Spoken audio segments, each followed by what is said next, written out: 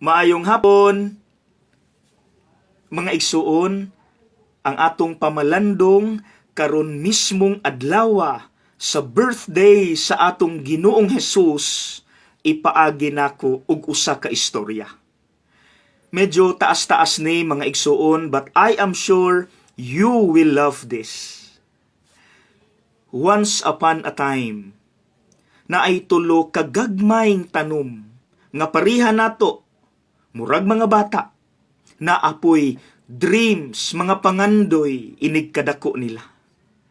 Ang unang kahoy miingon, ako, inig kadako nako, gusto ko himuon ko nga treasure chest or kaban nga sudlanan sa tanang klase sa mga alahas, mga mahalon nga mga bato, bulawan, diamonds, treasures.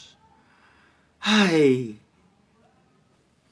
ikaduha nga tanom niingon, ako, inig kadako nako, gusto ko himuon ko nga pinaka kusgan ug lig-on nga barko sa tibuok kalibutan.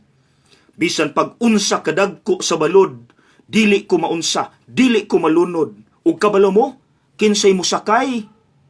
Mga hari, rayna, prinsipe, prinsesa. Hay, ikatulo nga kahoy niingon siya, ako, simple lang akong pangandoy. Dili ko gustong putlon, inig kadako nako. Gusto ko mahimong pinakataas nga kahoy sa tibuok kalibutan. Aron kutob sa naimulabay sa akong tungod, di gyud sila kalikay ug makahangad gyud sila sa akong kataas ug mahangad nila ang langit. Mahinumduman nila ang langit. Okay, timan unsa ilang pangandoy? Treasure chest, kaban nga sudlanan og treasures, pinaka kusgan nga barko, dayon tallest tree in the whole world. Milabay ang pila ka tuig, nanagko na sila. Og tuod man, usa ka adlaw ni ana, milabay ang tulo ka mamutulay og kahoy. Ang unang mamutulay nakakita sa unang kahoy ug miingon, wow! Kini mo akong gipangita. Giputol ang unang kahoy, giguyod, ug samtang giguyod siya, excited siya. Yes, finally, himuon na gyud ko nga kaban, nga sudlanan sa tanang treasures. But unfortunately, walay kaban nga gihimo anang adlaw. Gihimo siyang pasawan sa mga hayop. Sudlanan sa pagkaon sa mga hayop. Dili na siya masudlan og treasures. Wala na'y bulawan, wala na'y diamonds. Kundi pasaw, baho, hugaw. Ingon siya, ingon ani na gyud ko.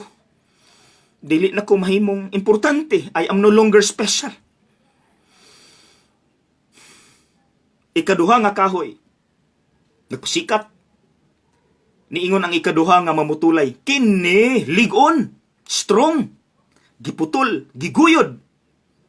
Excited siya, yes, himuon na gyud kong strongest ship in the whole world.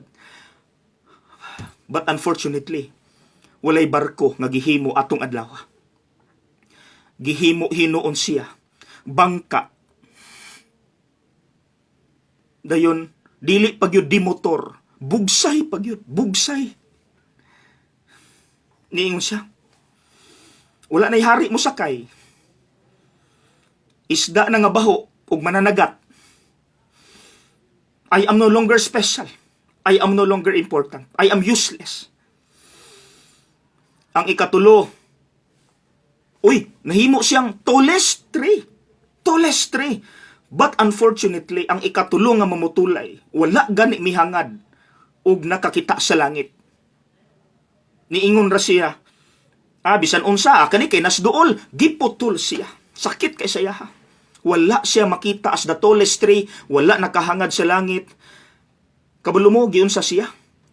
Giputol-putol o gibutang sa baligyanan og kahoy.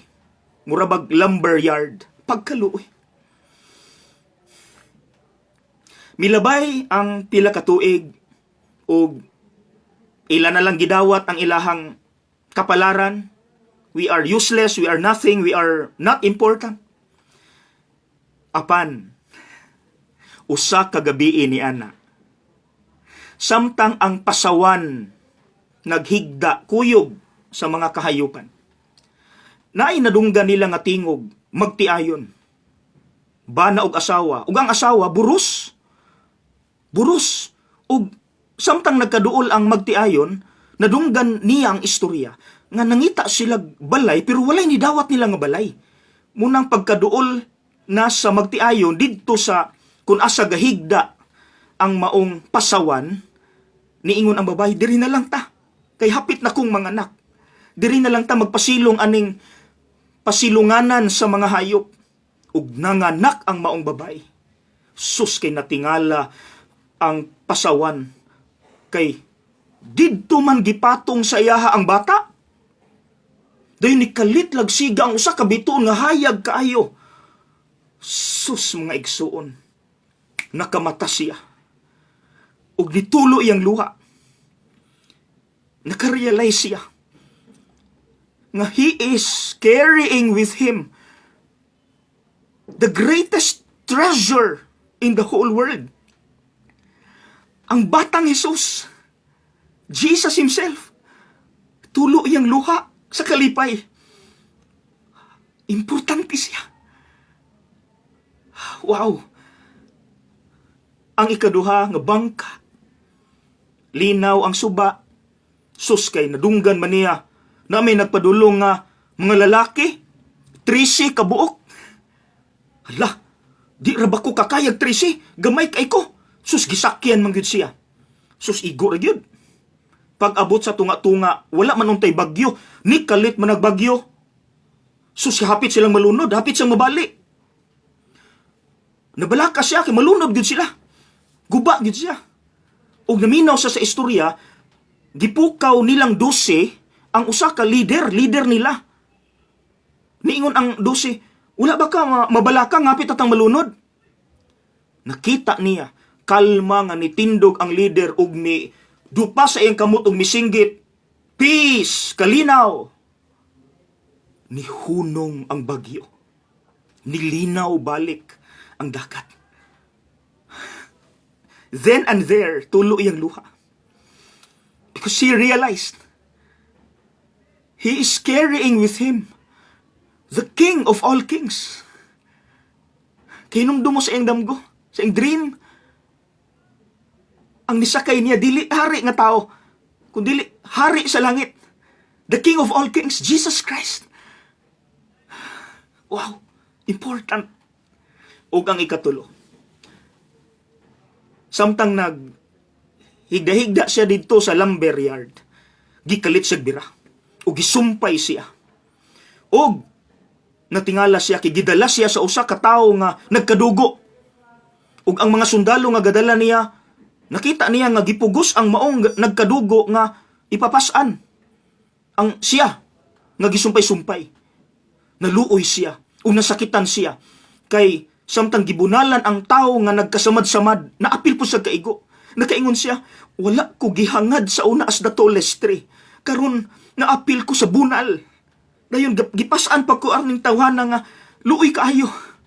Nisamot sad ka depress, wala na gyud kuy pulos, wa kuy pulos. Suskay pag-abot didto.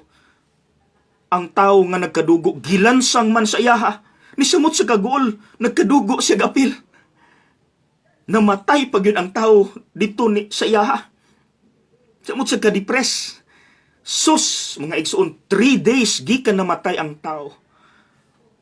Nadunggan niya ang balita. Nga nabanhaw ang maong tao. Ug dito ni hilak siya sa kalipay. Wala siya nahimong tallest tree. But do you remember sa iyang dream? Nga kutob sa makakita niya, makahangad sa langit. Kinsa ang ikatulong nga kahoy? The cross. Diba? Every time we see the cross, we remember the Lord. We remember heaven. Wow! End of the story. Do you like the story? Mga igsuon, Diha nato makita. Kinsay makarelate ninyo sa tulo ka kahoy? Daghan makarelate, no? Di ara ang lesson, mga igsoon. In times when we feel we are nothing, in times when we feel we are useless, in times when we feel that we fail again and again, God will then look for ways to lift us up and make us strong and make us important. God will raise us up and transform us into something special. Amen? Akong balikon. In times when we feel we are nothing, we are useless, we fail again and again, God will then look for ways to lift us up and make us strong and important. He will raise us up and transform us into something special. Ay, salamat Lord, salamat Lord.